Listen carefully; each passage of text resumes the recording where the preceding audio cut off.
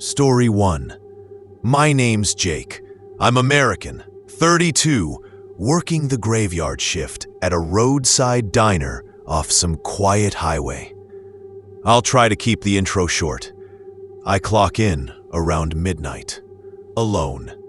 The cook's gone home early, and I'm stuck scrubbing floors and counting cups. That's how it starts. I know this sounds crazy, but maybe I'm remembering it wrong. But there was something in the air that night, like humming light bulbs, nothing cinematic. Just this persistent buzz that made my hands shake. I was flicking through receipts, trying to stay awake with stale coffee, when I saw it. Footsteps outside. Slow cadence. I checked the front window. It was just black road, deep dark. Maybe a car left headlights on. I don't know. I went outside for a cigarette. I stand under the busted neon open sign that flickers in red letters, half dead. I remember thinking, God, I'm dumb. Who walks this late around here alone? No houses within a mile. The highway is dead. I took a drag and saw a shadow under the sign. Maybe I'm wrong, but it looked like someone crouched there, breathing heavy. I threw the cigarette, stuttered a greeting. No answer. I call out, "Hello?" Voice echoes. Nothing. Back inside, I feel unsettled. I wipe counters faster. Hear creaks from the kitchen. I peek in. Nothing except pots and pans. A blood smear on the floor near the fryer. I know that sounds nuts. I'm thinking maybe I spilled coffee or oil, but it looked red. Real red. Not ketchup. My heart's pounding. Adrenaline in my gut. I find the mop and clean it, but there's a curl of hair stuck in the smear. Blonde. Thin. I doubt myself. Whose hair? No one's blonde here. I shove the mop aside, half afraid to touch it again. Then the phone rings. A local cop. I answer, my voice thick. Jake at the diner. Silence. Then a rasp. She's downstairs. Click. I stand there, phone torn from my hand. Upstairs, there's no basement. I run to the back room, customer restroom, and swing open door. Nothing. Just tiles, dripping sink. I close it slowly, my breathing ragged. Then the diner door chime rings. Ding! But the door's locked. I walk out front. The bell rings again. No one's there. I feel the dread tightening. I fumble for the security camera tablet. They'd installed a feed earlier that week. I pull it up. Static. Fuzz. It flickers. Shows the dining floor at weird angles, shifting slow. And there, reflected in the far booth, a figure standing behind me. I whip around. Empty booth. I stutter. I know you're here. My voice cracks, like I'm begging. Blood dripped off my lip. I bit it. There's a broken plate in the booth where the figure was. Red spill. I know I didn't break a plate. The cook had set them up in a stack. Why would it fall? I breathe heavy, back pressed against the counter, scanning doorways, the diner windows. The radio crackles. Static. Then a voice. It looks like you did it. I drop the radio. I spin to the kitchen. The fridge doors open. Inside there's a hand, pale, fingers curled. I'm certain I'm hallucinating. I stumble. Maybe I touched it. The hands real, so red, so cold. I scream. I shut the fridge. I think.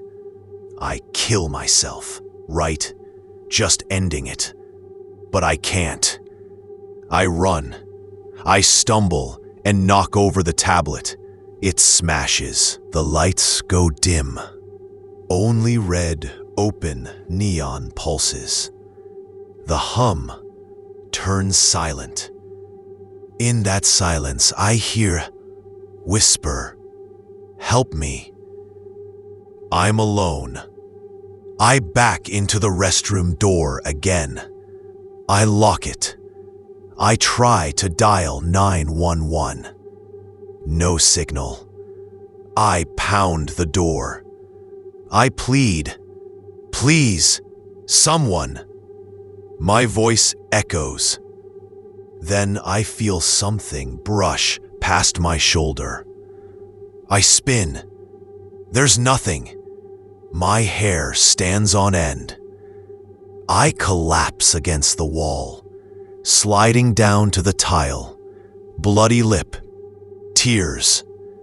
Maybe I imagined the hand. Maybe the hair smear was paint. I'm losing it. After a minute, I muster up enough to leave. I twist the lock and step into the diner. All the booths are soaked in coffee and ketchup, but no body. The countertop is crusted with dried blood on one end, where the broken plate was. No hair, no smear. The floor's clean. The radio's quiet. The chime doesn't ding when I open the door this time. I decide to drive to the gas station down the road to call help. I step outside. Road is empty. No signs of people. My feet sink in something wet on the ground. A trail of footprints leading from the diner door to the highway. They're small, bare feet. I follow them half-dazed. They vanish under the highway guardrail into darkness. I hop into my beat-up car, push ignition. It screeches and stays dark. I bang the steering wheel. Come on! I open the door and step out. I look back. The diner window shows me inside. I'm standing there, looking out. But I'm already outside. I blink. The window figure is me, or someone wearing my clothes. The reflection smiles. Wide. No face. Just teeth. Then it lurches forward and slams the window. Crack. Spiderweb. I step back. I hear headlights on the road. A car slows to a stop. I run towards it, waving. It stops 50 yards away. A silhouette steps out. Tall, featureless, black coat, no face. It tilts its head. I bolt away. Fog seeping onto the road, swirling around my legs. I turn back. Diner dark, neon off. The road empty again. I don't remember how I got to my place. I wake up in my apartment, clothes bloody, mouth dry, phone buzzing with 911 missed calls. 20 of them. I check the diner camera feed online. Nothing. No broken tablet feed. Reports say diner closed early. No incidents, no bodies. They found hair in the restroom? Nothing. No plate. No smear. I can't sleep. I feel watched. Some nights, I hear the hum again. I swear I glimpse that reflection in windows. I quit the job, but I keep driving by that stretch. The diner sign sits dark. Sometimes, late at night, when the fog rolls in heavy, I think I see someone standing under the neon letter O, crouched, waiting. I don't know if it was human. I don't know if I imagined the death, the blood, the hair, but I know I left something behind. And maybe the diner is waiting for me to come back. Because sometimes when I dream, I'm back in that booth, and I hear that rasp again. She's downstairs. And I think, what if I went back? What if I opened the fridge again? Maybe I'm remembering it wrong, but the fear sticks. And the signboard still flickers in my mind. Open. Story 2. My name's Alex, 29, American, working solo night shift as a security guard at a rural motel. Just me and the quiet. My intro short. I watch empty halls, check doors, little else. That's how it starts. I know this sounds crazy, but the first night I noticed something off. Maybe I'm remembering it wrong, but the hallway light over room 14 flickered too fast. Not buzz, more like pulse. I shrugged it off, blamed the bulb. Then I heard a knock. Soft. My radio was at the front desk. They're out for the night. So I walked down the corridor, carpet dull under my feet. I check room 14. Locked. Strange. Nobody booked it that night. I knock myself. It's Alex, security. Everything okay? No answer. Whisper quiet. I lean in and smell something. Copper. Sharp. I pull back. Back at the lobby, I sit. Autopilot. I swipe through CCTV feeds. Lobby empty. Vending machine. Back fire exit. All shows static for room 14 feed. Feed is dead. I rub my eyes. Maybe I'm too tired. But further down the hall, I hear footsteps. Slow, weighted. I watch cameras, no one moving. I glance at the hallway live view through my phone. It's dead too. Then I see on playback the reflection of someone walking behind me. I glance over shoulder. Nothing. I walk toward one end. The hallway light pulses again. After, a trail of dark puddles on the old carpet. I step closer. Blood? Looks like it. I gag. I search for tissues. Pour coffee. I know someone had to be hurt, but there's only me working. I call out, voice shaking. You need help? Sound echoes weird. There's a faint groan ahead. I freeze, but not that cliché way. I'm stuck between acknowledging it and denying it. I inch forward, heart thudding in jaw. I open room 14 door slowly.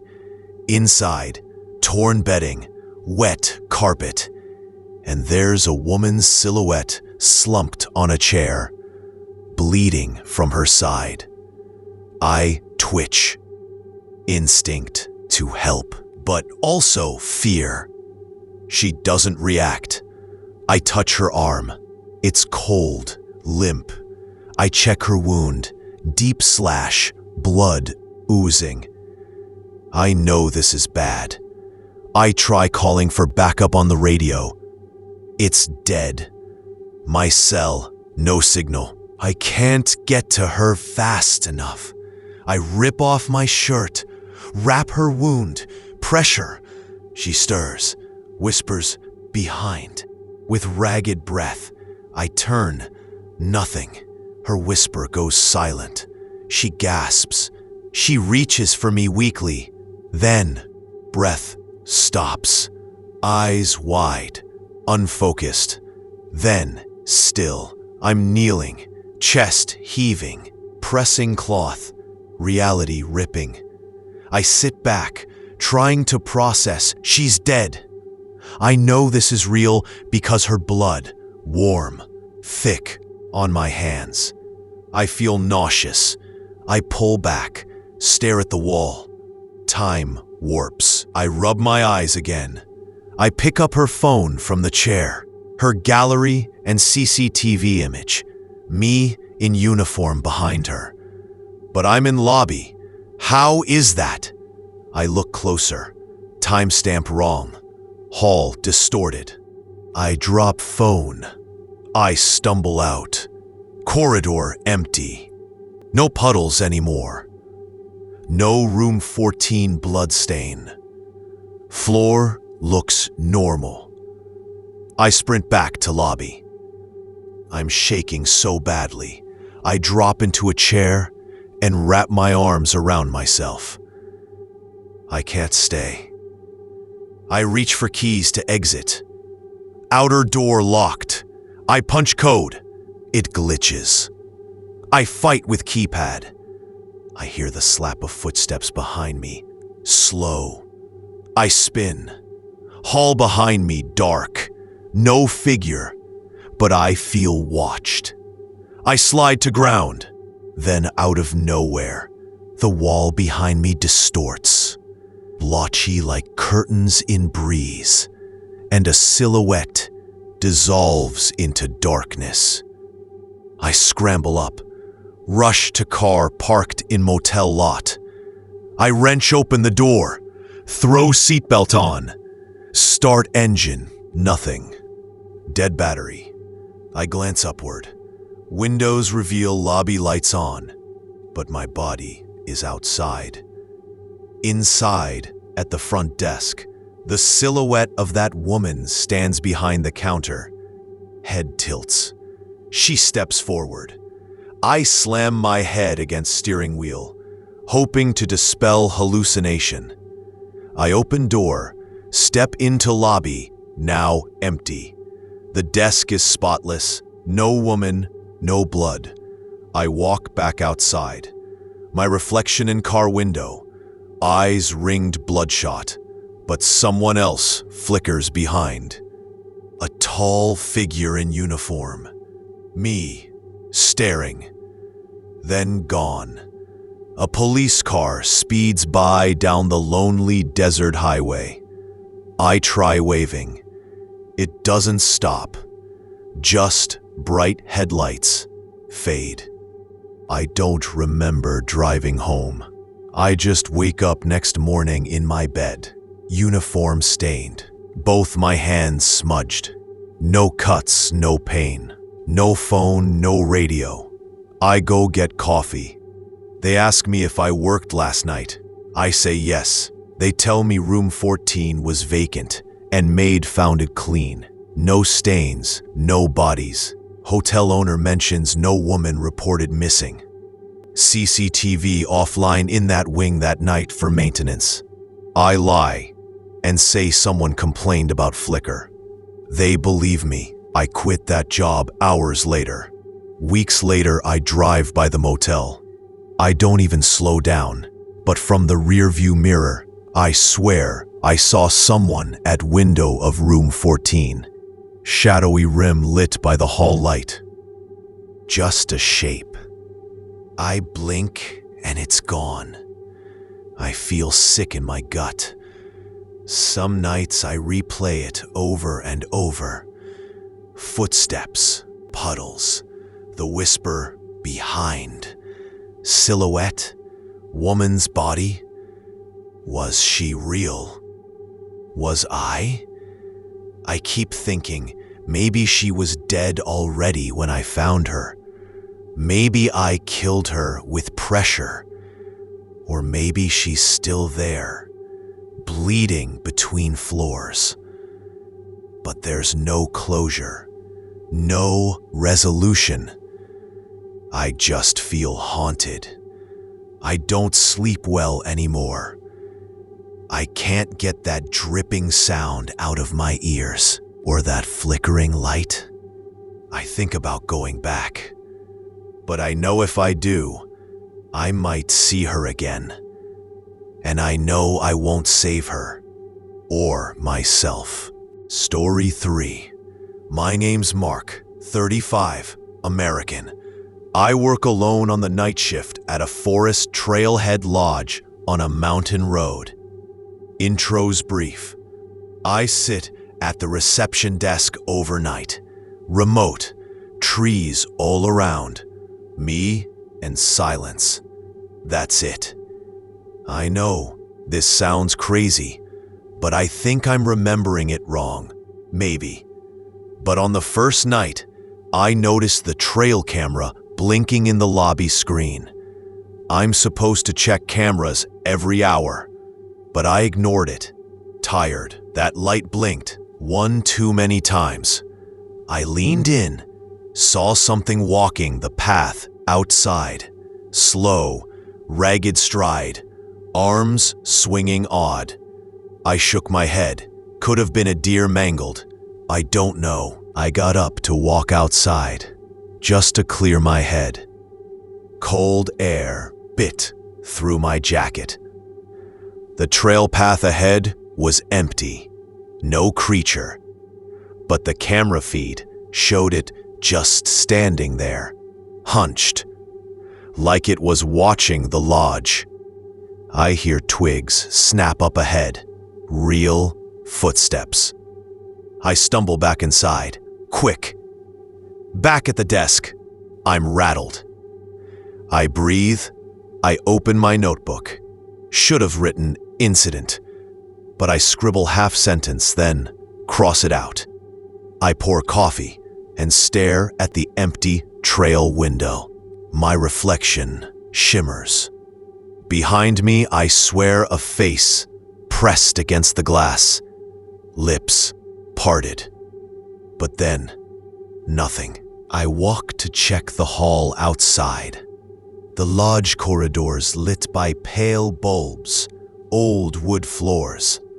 At the end, there's a heavy door leading to a storage closet where I keep extra towels. Door's ajar. I remember locking it. I push open slowly. Inside, ladder, boxes. But on the floor is a smear of red, thick and dark. I swallow. Maybe paint, maybe tape adhesive. Can't believe I thought blood. But smell. Iron strong. I gag. I back out. Trailhead camera blinks again in the display grid. Offline. I think. Maybe tech glitch. But then the radio crackles. Just static. Then a whisper. He follows. I whip around. Empty desk. I drop the handset. I step outside again, heart hammering. I follow a path to the trail gate. Under lamppost, the ground is splattered with red, and footprints, small, barefoot, leading into forest. I step closer. Human footprints. I jerk back and nearly slip. I feel sick. I turn and almost walk into something heavy, leaning on the gate. I freeze. But it wasn't there before. I back away in panic. Inside, lights flicker in the lobby, pulse, then click off. Darkness. I scramble to the emergency flashlight, but battery dead. Panic floods. I huddle behind the desk. I hear footsteps, slow, on the wooden porch. Door chime rings, but the door's locked. I whisper to myself, I know you're out there. Heart in throat. The chime rings again. Ding, but faint. Lights snap back on. Trail camera feed restored, but shows me at the threshold of the door. Me, looking out. Only I'm inside. I scramble to the monitor. Feed glitches. Humanoid shape moves behind me in the lobby cam. I spin. Empty. I wince, fingers shaking. I head upstairs to my room to call someone. Hallway is quiet. Dark. My phone rings in pocket. It's 911. I didn't call. I answer. Breathy whisper. I see her. Then, click. I stand frozen. Upstairs, I slide into the room. Lock door. Pull phone out. It shows no call log. I stare at mirror. My reflection stares back, but movement in corner. Black shadow behind me. I spin. Nothing. I pour water, hands shaking. Water splashes on floor. A drop of red floats on surface. A single drop, not mine. I stare. I don't remember a cut. I wipe it. Drop, gone. I think, okay, I'll leave. I open door, hallway empty. I walk down to lobby. It smells like disinfectant and blood weirdly.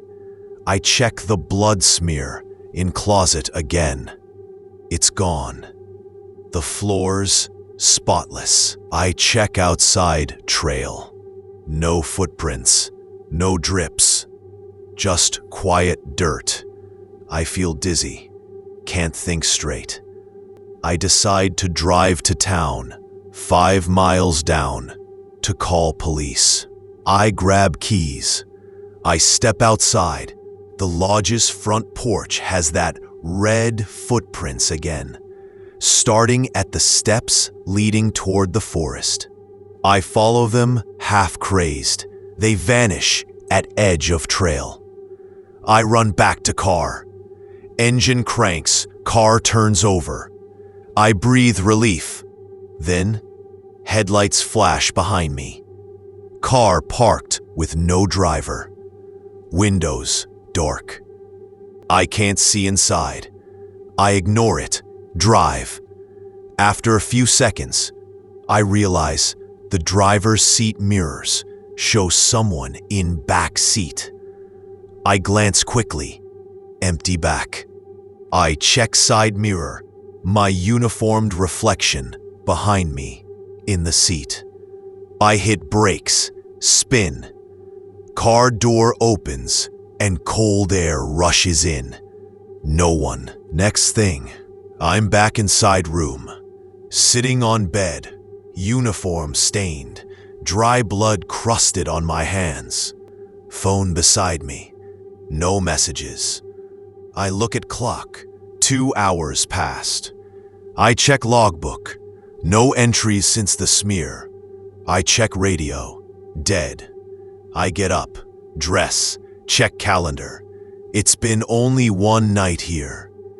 I feel like I lived hours of events, but maybe it wasn't real. I quit the job that morning at sunrise. Hands still trembling. I sell the place as remote lodge. They replace me, and nothing's reported. No blood, no footprints, no technical glitches.